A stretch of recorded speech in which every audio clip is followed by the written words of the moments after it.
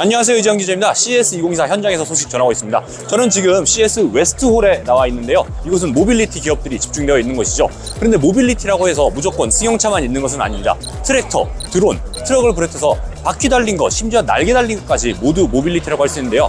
이 모빌리티 혁신이 어디서, 어떻게, 얼마나 일어나고 있는지 한번 직접 같이 가보시죠. CES 2024에서 확인할 수 있는 모빌리티 혁신의 방향은 크게 세 갈래입니다. 몇 년 전부터 이어지는 빅테크의 공세, 그리고 이에 맞서는 완성차 회사들의 응전, 그리고 영역을 가리지 않는 모빌리티의 혁신인데요. 먼저 빅테크의 공세는 자동차와 전혀 상관없던 기업들이 소프트웨어를 앞세워서 모빌리티 시장에 진입하는 상황을 말합니다. 완성차 기업들과 손을 잡기도 하지만 위협이 되기도 하는 그런 일이 벌어지고 있는데요. 여기에 AI 시대가 오면서는 AI 역량에서 앞세가는 빅테크들이 더 나은 기능들을 선보이고 있죠. 대표적인 기업이 전시관 초입에 있는 아마존의 모빌리티 부문 아마존 오토모티브입니다. 아마존 오토모티브는 올해도 이곳에 전시관을 차렸는데요. 생성형 AI 기능을 업데이트한 AI 비서 알렉사를 차량에 탑재해 선보였습니다. 아마존은 협력사인 BMW의 차량에 알렉사를 적용했는데 단순한 내비게이션 기능을 넘어서 차량의 주행 정보나 도로 정보를 실시간으로 분석해서 운전자와 상의에 결정하는 모습을 시연하기도 했습니다. 아마존은 이뿐만 아니라 생성형 AI를 차량 제조 전반에 적용하는 모습을 보여줬는데요.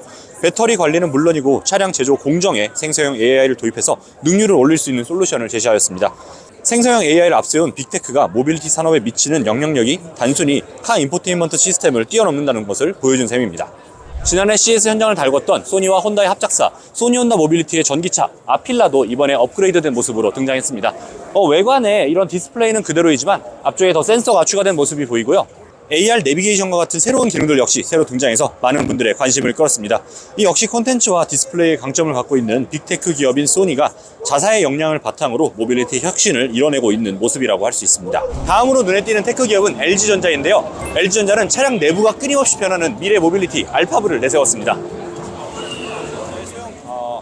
알파블은 LG전자의 소형 가전을 활용해 차량 내부가 와인바, 영화관 등으로 변하는 모습을 보여주면서 눈길을 끌었습니다. 이제 전기차와 자율주행 시대가 되면서 차량의 크기, 차량의 성능보다도 차량 내부에서 보내는 시간과 경험에 대한 관심이 높아지고 있는데요. 가전을 활용해 고객 맞춤형 서비스를 제공해 모빌리티 시장을 주도해보겠다는 전략이라고 할 수 있습니다. 이처럼 아마존, 소니, LG전자처럼 자동차와 아무 상관이 없는 기업들이 모빌리티 혁신을 주도하고 있는데요. 아직 대세라고 말할 수는 없지만 분명히 각자의 장점을 이용한 매력적인 선택지라고 할 수 있습니다. 이제 완성차 업체들도 손을 놓고 있지는 않죠. 이들 역시 다양한 방법으로 자사의 차량을 똑똑하게 만들고 또 편리하게 만들고 있는데요. 완성차 기업들의 전략도 간단히 보겠습니다. 이번 CES에서 빅테크의 공세에 가장 적극적으로 응전하고 나선 기업은 바로 현대차입니다. 현대차는 SDV, 소프트웨어 디파인드 비이클이라는 개념을 들고 나오면서 새로운 자동차의 패러다임을 제시했는데요. 이제 차량의 성능을 하드웨어가 아닌 소프트웨어가 정한다는 의미이기도 하고요. 또 마치 소프트웨어처럼 차량 역시 한번 출고하면 끝이 아니라 계속해서 업데이트하며 진화한다는 의미이기도 합니다. 이런 식으로 차량을 소프트웨어하면 안전 기능, 주행 성능, 앱 서비스를 계속해서 업그레이드할 수 있는데요. 생성형 AI를 추가하면 이용자의 주행 방식 학습을 통한 실시간 업데이트도 가능해지죠. 또 현대차는 SDV를 넘어 SDX, 그러니까 소프트웨어가 정의하는 모든 이동수단으로 이 패러다임을 확장한다는 계획도 내놨습니다.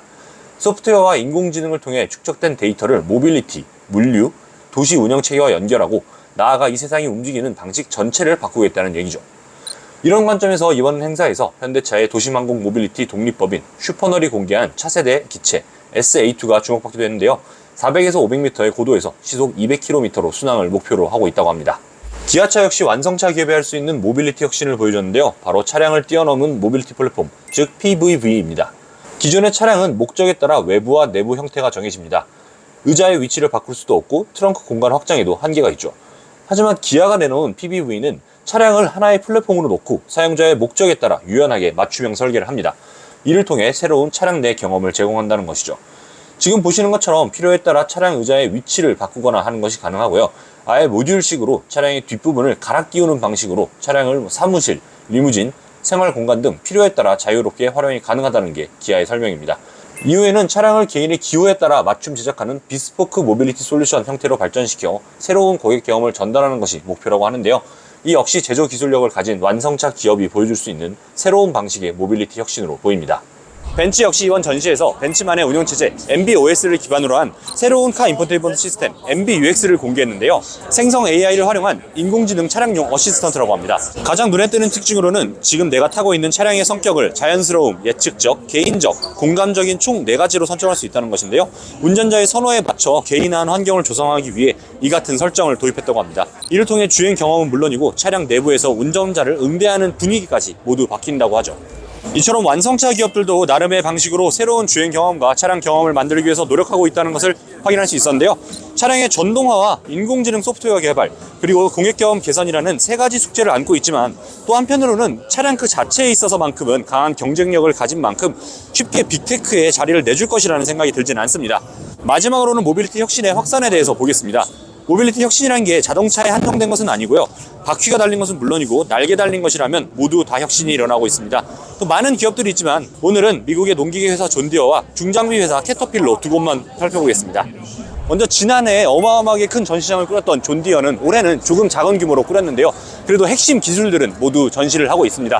특히 인공지능 센서로 잡초를 찾아내고 제초제를 살포하는 CN 스프레이 기술이나 씨앗에 비료를 뿌려서 살포하는 기술을 비롯한 다양한 인공지능 기술이 그대로 전시가 되어 있습니다. 또 정말 압권인 것은 이 자율주행 트랙터인데요. 행사가 열리고 있는 라스베가스에서 한참 떨어진 텍사스에서 실시간으로 밭을 갈고 있는 자율주행 트랙터의 모습이라고 합니다.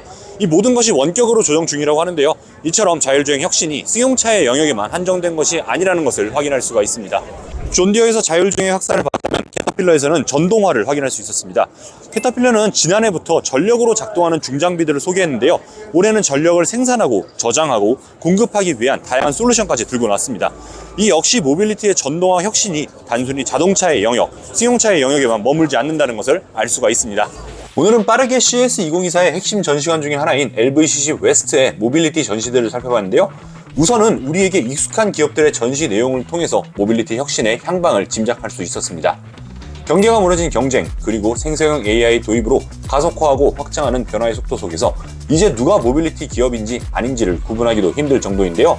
앞으로도 넓은 시선에서 이 변화를 관찰하는 재미가 있을 것 같습니다. 오늘 소개하지 못한 수많은 기업들은 시간을 갖고 다시 한번 소개하도록 하겠습니다.